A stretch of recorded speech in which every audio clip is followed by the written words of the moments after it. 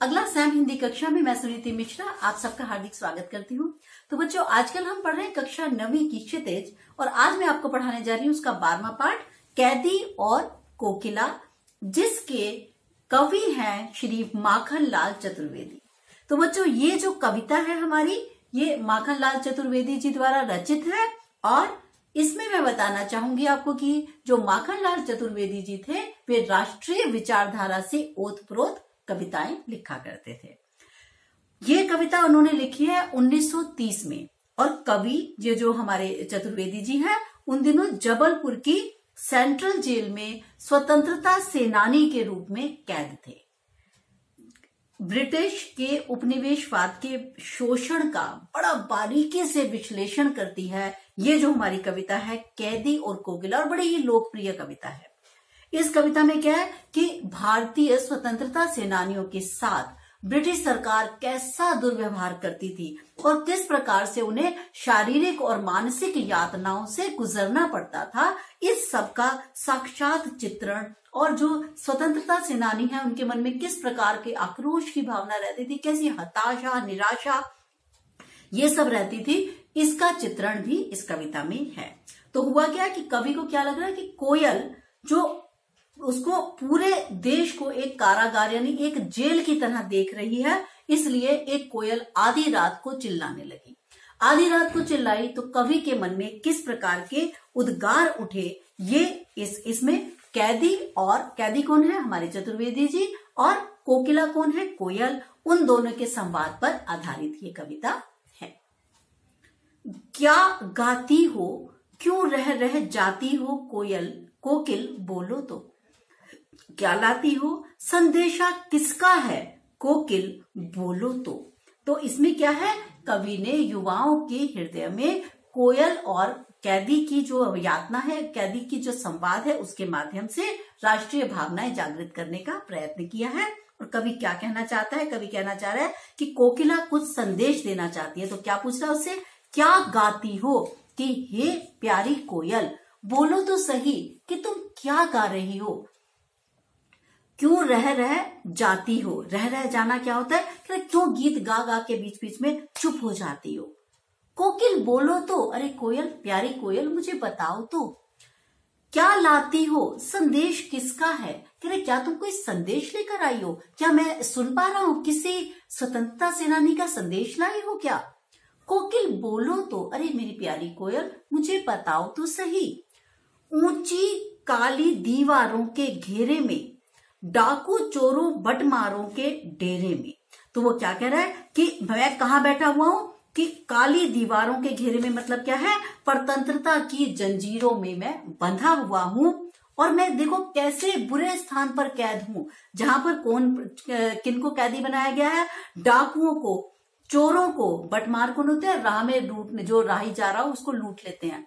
तो कह रहा ऐसे लुटेरों के बीच में, ऐसे डेरे में मतलब जगह में, मुझे ऐसी जगह पर कैद कर दिया गया, जबकि मैं क्या हूं, मैं तो कोई बदमाश नहीं हूं, चोर नहीं हूं, राहगीरों को लूटने वाला नहीं हूं, मैं तो अपने देश से प्रेम करने वाला हूं, फिर भी इस ब्रिटिश सरकार ने मुझे कहां पर कैद कर दिया है। जीने को देते नहीं पेट भर खाना, मरने भी देते नहीं तड़प रह जाना। कह रहा ये कैसे अत्याचार हम पर कर रहे हैं कि मैं तुम्हें अपनी कहानी कहां तक सुनाऊं, ये हमें जीने के लिए जितना खाना आवश्यक है, जितना भोजन आवश्यक है, आवश्यकता अनुसार हमें भोजन तक प्रदान नहीं करते। ये लोग इतना क्रूर व्यवहार हमारे साथ करते हैं कि हमें भर पेट खाने को भोजन भी नहीं मिलता और मरने भी देते नहीं। कह रहे और ऐसा भी नहीं है कि हम लोग मरने की कोशिश करें, यदि मैं ये सोचूं कि आज मैं मर जाऊं, लेकिन मर ना ही आप उनके जेल में मर सकते हो, यानी मरने के भी सारे साधन समाप्त किए हुए हैं, केवल आपको तड़प कर रह जाना पड़ता है।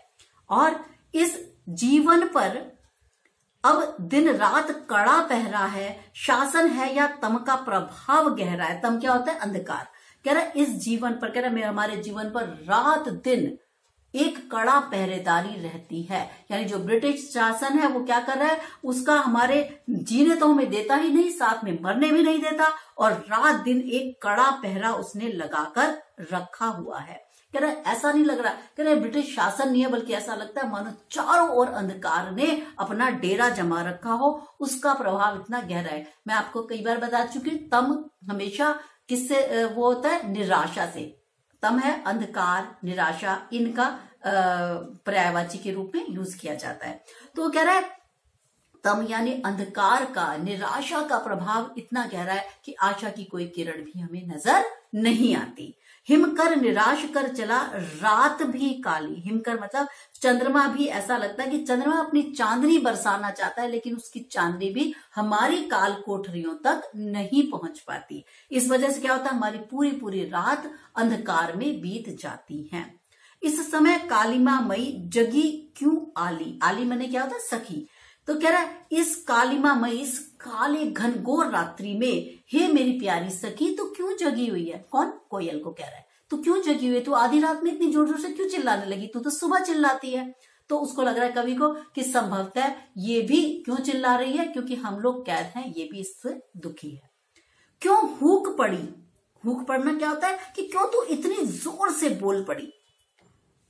वेदना बोझ सी कोकिल, वेदना बोझ वाली सी कोकिल बोलो तो। क्या तुम इतनी जोर से क्यों चिल्लाने लग गई। वेदना मतलब तुम भी लगता है जैसे पीड़ा के बोझ से करा रही हो और चिल्लाई हो बहुत जोर से, मानो तुम्हारा भी जो मन है वो बड़ा आहत है अपने देशवासियों की या हम स्वतंत्रता सेनानियों की ये दशा देखकर। क्यों क्या लूटा मृदुल वैभव की रखवाली सी कोयल बोलो तो। कह रहा क्या लूट गया, तो ऐसा लग रहा है कि मानो तुम्हारा किसी ने सर्वस्व लूट लिया है। तो ऐसे दुख के बोझ से, वेदना के बोझ से दबी हुई कोयल ये तो बता दे तेरा क्या लूट गया। तुम्हारा स्वर तो हमेशा बड़ा मधुरतापूर्ण होता है, तुम्हारा स्वर तो हमेशा युवाओं में प्रेरणा भर देता है, लेकिन तुम ऐसे चिल्लाई हो तो मुझे ऐसा प्रतीत हो रहा है मानो तुम मुझसे कुछ कहना चाहती हो। क्यों तुम बार बार गाती हुई सी चुप हो जाती हो, तुम किसका संदेश लाई हो मुझे ये बताओ। कृपया कोयल तुम मुझे ये बताओ कि तुम क्या कहना चाहती हो। ठीक है, यहाँ पर बच्चों कवि की जो भाषा है वो तत्सम शब्दावली वाली है, प्रश्न शैली का प्रयोग किया गया है और भाषा में ओज गुण की प्रधानता है। दूसरा पद्यांश करते हैं, अभी इसमें थोड़ा पद्यांश ज्यादा है। अभी हम देखते हैं। क्या हुई बावली अर्ध रात्रि को चीखी, कोकिल बोलो तो किस दावा नल की ज्वालाएं हैं दीखी, कोकिल बोलो तो। क्या कह रहा है कि क्या हो गया तुम्हें। फिर से वो कोकिल से, कोकिला से, जो कैदी हमारे माखनलाल चतुर्वेदी जी हैं, वो प्रश्न पूछते हैं कि क्या तुम बावली हो गई हो। बावली क्या होता है, पागल हो गई हो क्या, तो विक्षिप्त हो गई हो क्या। कह रहा तुम्हारे स्वर को सुन के मेरे मन में बहुत सारे प्रश्न उभर रहे हैं कि क्या तुम विक्षिप्त हो गई हो, तो तुमने कहते हैं ना मानसिक संतुलन खो गया है क्या तुम्हारा। अर्धरात्रि को चीखी, तुम तो सुबह बोलती हो, तुम तो आधी रात को चीख रही हो। तो ऐसा क्या हो गया कि तुमने ऐसा क्या देख लिया तुम्हारा कि जिससे तुम्हारा मानसिक संतुलन खो गया और तुम आधी रात को चिल्लाने लगी हो। किस दावा नल की, दावा नल माने जंगल की आग, कह रहा किस जंगल की आग की ज्वालाएं मने तुमने भड़कती हुई देख ली।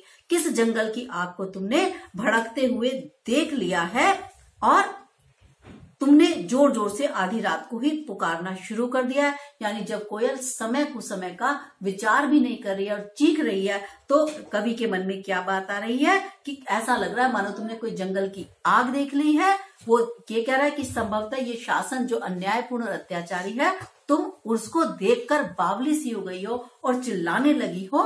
तो इस गहन अंधकार में तुम क्यों चीख रही हो। कोयल मुझे बताओ किसका संदेश तुम लेकर आई हो। तीसरा पद्यांश। क्या देख न सकती जंजीरों का गहना, हथकड़ियां क्यों यह ब्रिटिश राज का गहना। अब क्या कह रहा है, अच्छा तो कोयल तुम इसलिए कूक रही हो कि तुम मुझे इन जंजीरों में बंधे हुए नहीं देख पा रही हो। अब कवि क्या कर रहा है, अपना जवाब दे रहा है। क्या, अच्छा देख न सकती जंजीरों का गहना, कि तुमने क्या देखा कि मेरे हाथों में अंग्रेज सरकार ने हथकड़ियां डाली हुई हैं, तो तुम ये देखकर बड़ी विचलित हो गई हो, परेशान हो गई है, इसलिए तुम आधी रात को चिल्लाने लगी हो। कह रहा है हथकड़ियां क्यों, यह ब्रिटिश राज का गहना। कह रहा है अरे मेरी प्यारी कोयल, इसको हथकड़ियां नहीं कहते, हाथ में पड़ने वाली जंजीरें नहीं है, बल्कि ये तो ब्रिटिश राज के गहने हैं। गहने क्या होते हैं, आभूषण है। कह रहा है हमारे जो स्वतंत्रता सेनानी हैं उनके लिए ये ही आभूषण का कार्य करते हैं। ये ब्रिटिश सरकार के द्वारा दिए गए, हम इन्हें इतने ही चाव से पहनते हैं स्वतंत्रता सेनानी जैसे औरतें आभूषण पहनती है। तो वो कह रहा है ये तो ब्रिटिश राज के गहने हैं, हथकड़ियां नहीं है। कोलू का चर्रकचू जीन की तान, गिट्टी पर उंगलियों ने लिखे गान। अब वो बता रहा है कि किस प्रकार से जो ब्रिटिश सरकार है वो अत्याचार करती थी उन्हें। आप जानते ही होंगे, अगर आप में से बहुत सारे लोग काला पानी मतलब ये अंडमान निकोबार गए हो तो वहां की जो सेलुलर जेल है वहां पे आज भी वो कोलू को दिखाते हैं आपको गाइड, जिसमें कहते हैं कि बैलों की बजाय कैदियों को जोता जाता था और कैदियों को मार मार कर उनसे बैलों की तरह से मार मार कर उनको कोलू में से तेल निकलवाया जाता था। ये बड़ा भीषण अत्याचार की कहानी है। और जीन की तान, तो वो क्या कह रहा है कि किस तरीके से हमें जीन मतलब जकड़ दिया जाता था पशुओं की तरह से, जैसे पशुओं के मुंह में जीन कसते थे ना घोड़े के मुंह में, ऐसे पशुओं की तरह हमारे मुंह में रस्सी डालकर हमारे गले में बांधकर हमें खींचा जाता था। बहुत तरीके के अत्याचार किए जाते थे। हूं मोट खींचता लगा पेट पर जुआ, तो कह रहा है कि मैंने क्या किया है कि कैदी होने के बाद उसने कोलू में मेरे को कोलू में जोता, उसके अलावा जो है कारावास में तरह तरह की पीड़ाएं दी, और अब वो क्या कह रहा है मैं अपने पेट पर जुआ लगाकर चरस भी खिंचवाया उन्होंने मुझसे, इतना भी मैं वो भी खींचता हूं और रहट खींचता हूं, और इस तरीके से ब्रिटिश खाली करता हूं ब्रिटिश अकड़ का कुआं, और इस प्रकार से मैं ब्रिटिश शासन की ठसक को ढीला करता हूं। उनको लगता हम इतने अत्याचार करेंगे ये लोग डर जाएंगे, कह रहा हम नहीं डरते, करते रहो आप अत्याचार। तो इतने इतने अत्याचार ये सहते थे। दिन में करुणा क्यों जगे रुलाने वाली, तो वो कह रहे हे मेरी प्यारी कोयल, तुम मधुरिम तानों से रात में इसलिए जाग रही हो कि मैं इतना रोऊं कि दिन में भी मेरे हृदय में करुणा का भाव उद्दीप्त न हो। कह रहा तुम इसलिए रो रही हो क्या, इसलिए परेशान हो रही हो क्या, इसलिए अच्छा इस शांत समय में अंधकार को बेद रो रही हो क्यों हो। कह रहा इस शांत समय में तुम सारे अंधकार को बेद कर चीर कर और इतनी जोर जोर से चीख रही हो, तुम्हारे मुझे लग रहा है कि तुम गा नहीं रही हो बल्कि तुम रो रही हो। तुम क्या कर रही हो, भारत के कैदियों की, भारत के स्वतंत्रता सेनानियों की दुर्दशा देखकर रो रही हो। कोकिल बोलो तो कोयल, यही बात सच है ना। चुपचाप मधुर विद्रोह बीज इस भांति बो रही हो क्या। कह रहा है तो तुम इस वक्त इतनी जोर जोर से रोकर जो चिल्लाकर ये स्वर पैदा कर रही हो, ऐसा लगता है अंधकार में चुपचाप अपने मधुर गीतों से विद्रोह के बीज बोना चाहती हो। तुम्हारा इस तरीके से कूकना ठीक नहीं। क्यों? क्योंकि ब्रिटिश सरकार केवल स्वतंत्रता सेनानियों को ही नहीं, उस कह रहा है कि तुम्हें भी वो बंदी ना बना ले, इसलिए कोयल ऐसा काम मत करो, क्योंकि मुझे ऐसा लग रहा है तुम्हारे गीत में विद्रोह के स्वर मुझे सुनाई दे रहे हैं। तो कवि को एक जो कोयल का स्वर है विद्रोही के गीत के समान सुनाई दे रहा है, प्रतीत हो रहा है। ये बात बड़ी करुणाजनक बात है। ठीक है,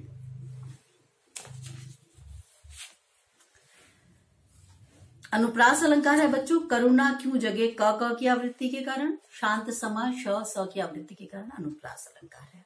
चौथा पद्यांश देखते हैं। काली तू रजनी भी काली, शासन की करनी भी काली, काली लहर कल्पना काली, मेरी काल कोठरी काली। अब वो क्या बता रहा है तुमको कि चारों ओर जो हमारा जेल है उसमें चारों ओर अंधकार लिए हुए एक अजीब प्रकार का कालापन है। रजनी क्या होती है, रात्रि। तो कह रहा है यहां पर ऐसा लगता है रंग रूप प्रभाव सब चीजें काली, अंधकारमयी, निराशामयी हैं। तो जैसे कोयल का रंग भी काला है, अंधेरे के कारण रात भी काली है, कहीं भी कोई चांदी की किरण नहीं दिख रही। जो ब्रिटिश सरकार है उसकी करनी यानी उसकी करतूतें भी काली ही है, यानी वो दमन शोषण से, अत्याचारों की वजह से भारतीयों के भीतर एक अजीब सी निराशा व्याप्त हो गई है। फिर वो क्या कह रही है, मेरी काल कोठरी काली, काली लहर कल्पना काली, यानी हम जो भी कल्पना कर पा रहे हैं ऐसा लग रहा है मानो उनमें भी बड़ी निराशा का संचार होता चला जा रहा है। टोपी काली कमली काली मेरी लोह श्रृंखलाकारी। कह रहा है जो कैदी हूं मैं, मेरी जो टोपी है वो भी काले रंग की दी हुई है इन्होंने, और कमली मतलब जो मेरे को कंबल धारण करने कंबल दिया हुआ है वो भी काला है। मेरी लोह श्रृंखला मुझे जो हथकड़ियां लगी हुई हैं वो भी काली है।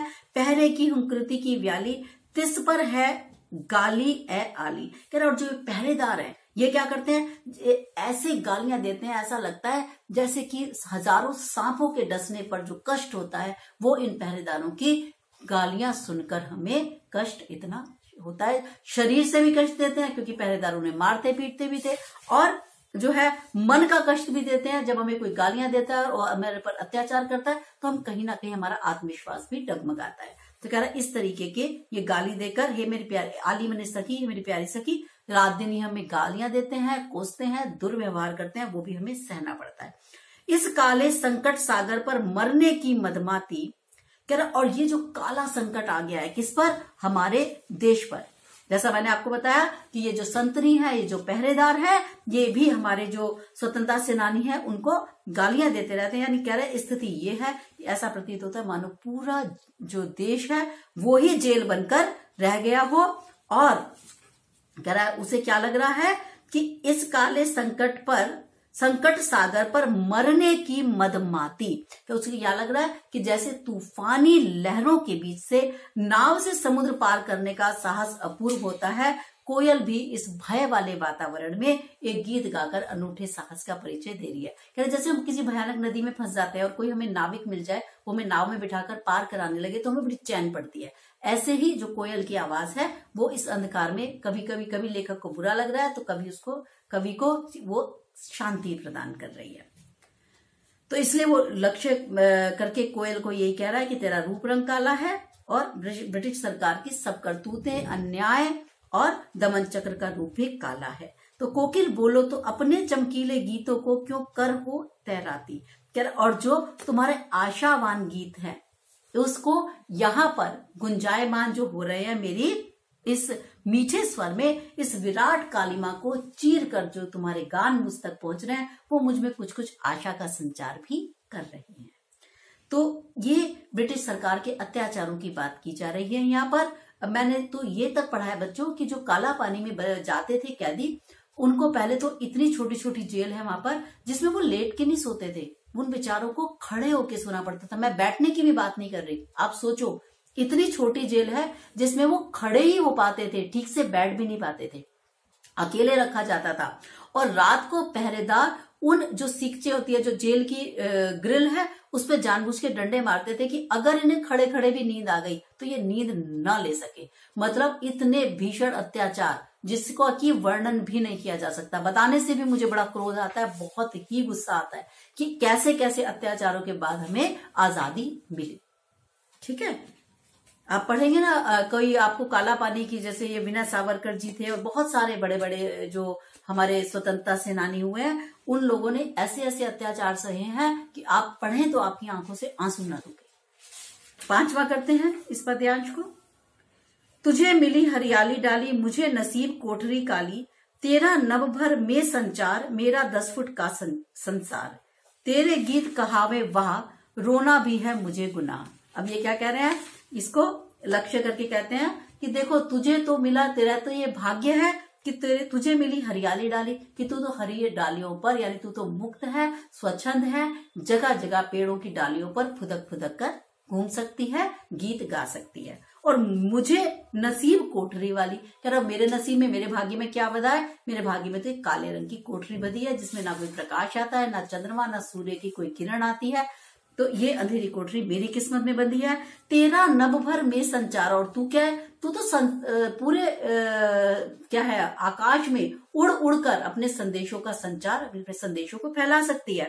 और मेरा 10 फुट का संसार, तो कह रहे हैं कि तू तो कहीं भी अपने संदेशों को भेज सकती है, लेकिन मैं क्या हूं, मैं तो इस 10 फुट की कोठरी में, अंधेरी कोठरी में ही कैद हूं। तेरे गीत कहावे वहां, कह रहा तू जब गीत गाती है, मीठी आवाज में गाने गाती है कोयल, तो सब तेरी वाह वाह वाह वाह करते हैं, बहुत मीठा गा रही है। रोना भी है मुझे गुनाह, लेकिन मेरा तो रोना भी, अगर मैं रोना भी चाहूं तो वो भी मुझे गुनाह है, मतलब वो भी मेरा कोई अपराध की तरह से गिना जाता है। देख विषमता तेरी मेरी बजा रही तिस पर रणभेरी। कह रहा देख तेरे तुझ में और मेरे जीवन में कितना अंतर है। विषमता मतलब अंतर है, और इसके बाद भी तू क्या कर रही है, रणभेरी बजा रही है, यानी युद्ध का नगाड़ा बजा रही है। क्यों? क्योंकि तूने चिल्लाई है आधी रात को, तो ऐसा लग रहा है तेरे विद्रोह के स्वर है, या तू क्या कुछ कहना चाहती है, कोई संदेश देना चाहती है। इस हुंकृति पर अपनी कृति से और कहो क्या कर दूं। तेरा जो तेरी ये हुंकार है, इस पर बता मैं अपनी कलम से और क्या संदेश लिख दूं, क्या लिख दूं अपने देशवासियों को देने के लिए, कि कैसा संदेश दूं कि देशभक्ति की भावना उनमें और जाग जाए। कोकिल बोलो तो, कोयल मुझे बताओ तो, मोहन के व्रत पर, मोहन कौन है, मोहनदास करमचंद गांधी जी। तो कह रहे हैं मोहन के व्रत पर प्राणों का आसव किसमें भर दूं। तो यहाँ पे क्या इनका जिक्र कर रहा है वो, कि बताओ क्या, मैं तो ये चाहता हूं कि मैं अपने स्वर को इतना प्रभावशाली बना लूं कि मोहनदास करमचंद गांधी जी के कहे अनुसार उनका अनुगमन कर सकूं। यानी जैसे गांधी जी ने देश को आजाद कराने के लिए अहिंसा और सत्य का मार्ग अपनाया है, मैं भी उस मार्ग पर चलूं। उन्होंने देश स्वतंत्र कराने के लिए जिस जिस आंदोलन का सूत्रपात किया है, मैं भी उस आंदोलन का अनुसरण करूं। मेरी यही इच्छा है कि गांधी जी के सपनों को साकार करूं, यानी जो उन्होंने व्रत लिया है वही व्रत मैं भी लेना चाहता हूं। यानी अब मैं क्या कर सकता हूं, मैं तो लेखक हूं, कवि हूं, तो अपने गीत भाषणों और लेखों के माध्यम से अपने लाखों देशवासियों के मन में देशभक्ति का संचार करके कर्तव्य निभाना चाहता हूं। मैं देश में नई स्फूर्ति और नई ताजगी पैदा कर लेना चाहता हूं। यही संदेश जो हमारे माखनलाल चतुर्वेदी जी हैं, वे कोयल के माध्यम से हम सबको देना चाहते हैं। तो बहुत ही सुंदर कविता है, बहुत अच्छी कविता है बच्चों। ये आप इसका प्रतिपाद्य जरूर करके जाइएगा। कैदी और कोकिला का प्रतिपाद्य क्या है, मैंने आपको एक बार फिर से संक्षेप में बता दूं कि पहले क्या होता था कि खुलकर तो हम विद्रोह कर नहीं सकते थे, भले ये जेल में है, लेकिन इतनी इन्होंने शैली में बात की है तो इस प्रकार के संदेश जनता तक पहुंचाए जाते थे, बड़ी ही अलंकृत शैली में, मतलब डेकोरेटेड मैनर में। तो ये संदेश जनता तक पहुंच जाता था कि देखो इन पे कैसे कैसे अत्याचार हो रहे हैं। तो इसका प्रतिपाद्य क्या है कि युवा वर्ग तक उनके मन में देशभक्ति की भावना का संचार करना, उनको ये बताना कि उन पर किस किस प्रकार के अत्याचार हो रहे हैं। क्रांति का स्वर, उद्बोधन, जागरण का संदेश ये कवि देना चाहता है। कोयल के माध्यम से उसने जो है सारी कविता जो है हमारी देश प्रेम, बलिदान और कष्ट सहिष्णुता की सीख देती है। तो इसी को आप डिटेल में लिखेंगे। तो बच्चों ये थी हमारी कविता। अब हम मिलेंगे अगली कविता के साथ, तब तक के लिए मुझे आज्ञा दीजिए। नमस्कार।